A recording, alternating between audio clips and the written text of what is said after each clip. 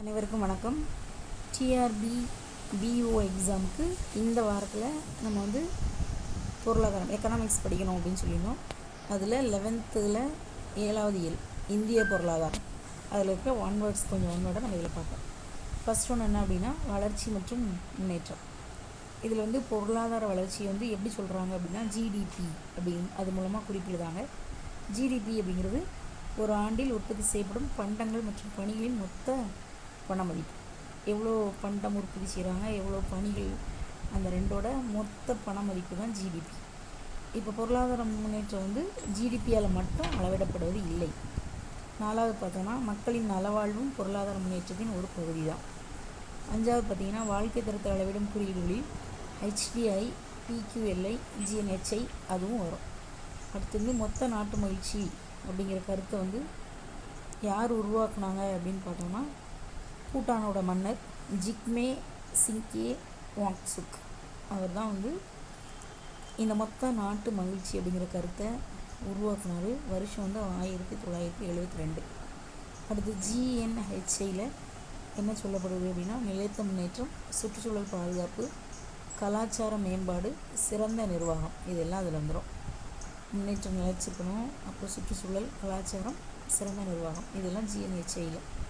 அடுத்து தொழில் மயமான மற்றும் வளங்களை முழுமையாக பயன்படுத்தும் நாடுகளுக்கு பேர் தான் வளர்ந்த நாடு. America, Canada, England, France, Japan இதெல்லாம் வளர்ந்த நாடுகளுக்கான எடுத்துக்காட்டு. அடுத்து தலா வருமானம் வந்து கம்மியாக இருந்துச்சு, குறைஞ்சதாக இருந்ததுன்னா அது வந்து வளர்ந்து கொண்டிருக்கும் நாடுகள் அப்படின்னு பேர். இந்த வளர்ந்த நாடுகளோட இயல்புகள் எப்படி இருக்கும் அப்படின்னு பார்த்தோன்னா அதோட நாட்டு வருமானம் வந்து ரொம்ப உயர்ந்திருக்கும், தனிநபர் வருமானம் உயர்ந்ததாக இருக்கும், வாழ்க்கை தரம் உயர்ந்ததாக இருக்கும்.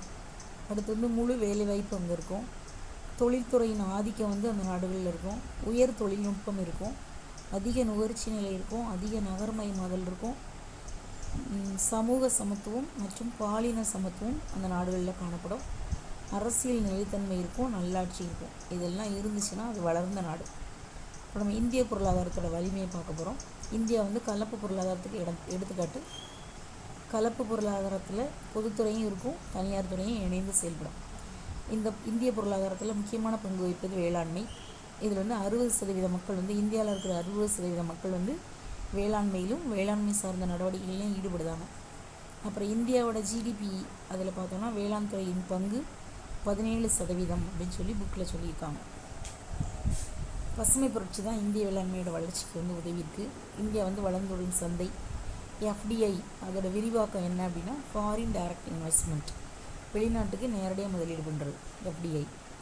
FII அப்படின்னா ஃபாரின் இன்ஸ்டிடியூஷனல் இன்வெஸ்டர், வெளிநாட்டு நிறுவன முதலீட்டாளர் அப்படின்னு பேர் FII. அடுத்து இந்தியா வந்து G20 நாடுகளில் இருக்குது. இந்தியாவோட பணிகள் வந்து இந்த வேகமாக வளர்ந்துட்டு வருது பணிகள் துறை. அடுத்து தகவல் தொழில்நுட்பம் மற்றும் BPO இதெல்லாம் இந்திய பணிகள் துறையோட வளர்ச்சிக்கு உதவுது. உள்நாட்டு நுகர்வு தான் இந்திய பொருளாதார வளர்ச்சிக்கு முக்கிய கூறு, உள்நாட்டு நுகர்வு.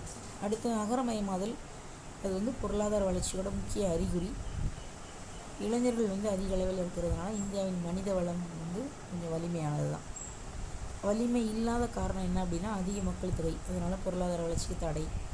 அது மட்டும் இல்லாமல் பொருளாதாரத்தில் ஏற்றத்தாழ்வு, வறுமை, அத்தியாவசிய பொருட்களின் விலை உயர்வு, மின்சாரம், போக்குவரத்து, சேமிப்பு கிடங்கு, இதுக்கெலாம் உள்கட்டமைப்பு வசதிகள் வந்து போதுமானதாக இல்லை. உற்பத்தி வளர்ச்சி வேலைவாய்ப்பை உருவாக்காத நிலை, இது வந்து வேலைவாய்ப்பற்ற வளர்ச்சி அப்படின்னு சொல்கிறாங்க. அடுத்து வேளாண்மையிலையும் சிறு தொழில்களிலையும் ரொம்ப பழமையான தொழில்நுட்பத்தை தான் பயன்படுத்தினாங்க. அடுத்து பார்த்தோன்னா மக்கள் தொகையியல். இதில் வந்து மக்கள் தொகைகள்னால் என்னென்னா மக்கள் தொகை அம்சங்களை அறிவியல் முறையில் படிக்கிறோன்னா அதுக்கு பேர் மக்கள் தொகையியல். இந்த மக்கள் தொகையின் கூறுகளில் மக்கள் தொகையோட அளவு வந்து எவ்வளோ அப்படிங்கிறது இதில் இருக்கும். அதோட வளர்ச்சி வீதம் தான் மக்கள் தொகைகளோட முக்கிய கூறு. பிறப்பு இறப்பு வீதங்களும் மக்கள் தொகைகளின் கூறுகளாக இருக்கும். மக்கள் தொகை அடர்த்தி அப்படிங்கிறது மக்கள் தொகைகளின் முக்கிய அளவீடு. எப்படி இருக்கலாம் அப்படின்னா மக்கள் தொகையியலின் முக்கிய கூறு அப்படின்னு கேட்டால் மக்கள் தொகையோட வளர்ச்சி, பிறப்பு இறப்பு விகிதம். அதோட முக்கிய அளவீடு அப்படின்னு கேட்டோம்னா மக்கள் தொகையோட அடர்த்தி. முக்கிய பண்பு என்ன அப்படின்னா பாலின விகிதம். அதுதான் மக்கள் தொகையின் முக்கிய பண்பு என்னென்னா பாலின விகிதம். ஒரு மக்கள் தொகை நலத்தோட ஒரு குறியீடு என்ன அப்படின்னா வாழ்நாள் எதிர்பார்ப்பு. அடுத்து மக்கள் தொகையோட முக்கிய கூறுன்னு பார்த்தோம்னா எழுத்துரு விகிதம் தான் வரும்.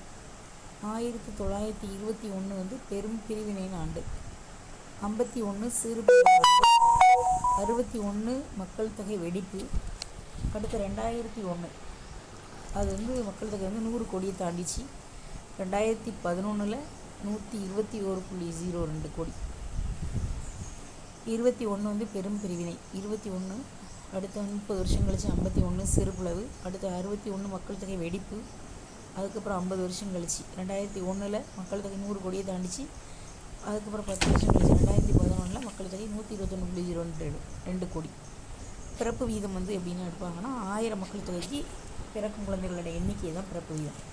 இறப்பு வீதம் அப்படிங்கிறது 1000 மக்கள் தொகைக்கு எவ்வளோ பேர் இறந்து போயிருக்காங்க அப்படிங்கிறது. அடுத்து மக்கள் தொகை அடர்த்தி மற்றும் பாலின வீதம் அப்படி பார்த்தோன்னா மக்கள் தொகை அடர்த்தி எப்படி கணக்கெடுப்பாங்க அப்படின்னா 1 சதுர கிலோமீட்டரில் எத்தனை மக்கள் வசிக்காங்க அப்படிங்கிறது.